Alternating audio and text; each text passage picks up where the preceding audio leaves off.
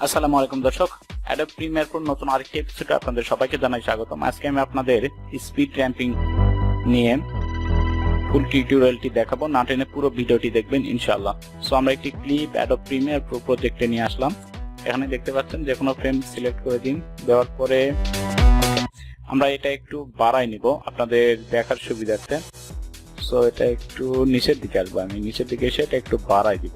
ওকে, so এখানে দেখতে পাচ্ছেন এখানে কিন্তু কোনো লাইন নাই। যদি টাইম লাইনে দেখেন, এটা একটা ফার্স্ট পেজ ভিডিও। সো এখানে এই অবস্থায় দেখবেন, এটা ক্লিপটা সিলেক্ট করার পরে এখানে ইফেক্ট আইকনের উপর ক্লিক করে টাইম রিম্যাপিং এবং স্পিড। সো টাইম রিম্যাপিং থেকে স্পিডে করার পরে কিন্তু মাঝখানে একটা লাইন চলে আসছে, এটা হচ্ছে স্পিড কন্ট্রোল করার জন্য এই লাইনটা। সো আমরা এখানে জাস্ট কন্ট্রোল চাপবো, এখানে উপরে গেলে মাউস প্লাস আইকন আসবে, এখানে সিলেক্ট করব। যতটুকু আমাদের স্পিড কম বেশি করার দরকার ততটুকু এখানে সিলেক্ট করে নিব। কন্ট্রোল চেপে জাস্ট মাউসের ক্লিক করলেই হয়ে যাবে এই লাইনের উপর কার্সর গেলে।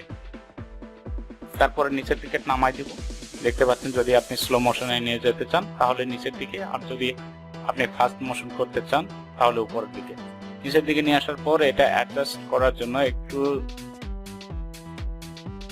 ওকে লেফট রাইট করার পর এখানে অ্যাঙ্কার পয়েন্ট আছে, অ্যাঙ্কার পয়েন্ট দিয়ে আমরা এটা অ্যাডজাস্ট করে নিব যাতে এটা মোশনটা ঠিক থাকে।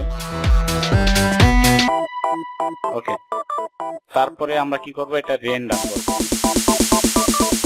ওকে, রেন্ডার করে নিব। রেন্ডার না করে কোনো কিছু প্লে করবেন না, তাহলে তার পরিবর্তনটা আপনি দেখতে পাবেন। দেখুন, একটু স্লো তারপরে একটু ফাস্ট।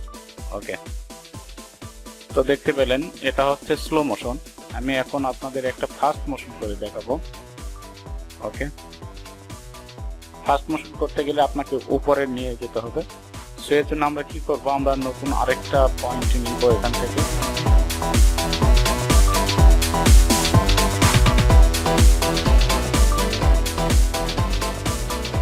জাস্ট কন্ট্রোল চেপে যখন প্লাস আইকন আসবে তখন এখানে ক্লিক করতে হবে।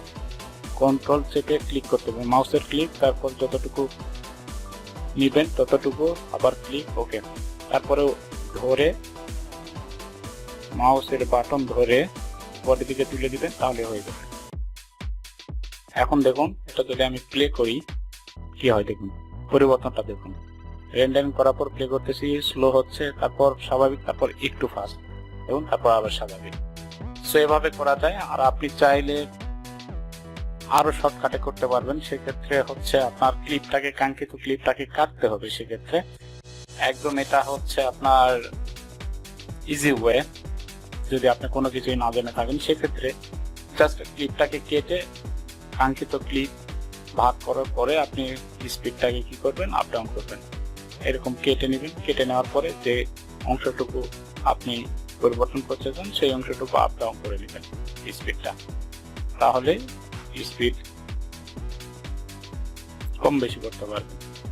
সো ভিডিওটি কেমন লাগলো তা অবশ্যই লাইক, কমেন্ট, শেয়ার করে জানাবেন। চ্যানেলটি সাবস্ক্রাইব না করে থাকলে অবশ্যই সাবস্ক্রাইব করবেন। ধন্যবাদ, ভালো থাকুন সবাই, আল্লাহ হাফেজ।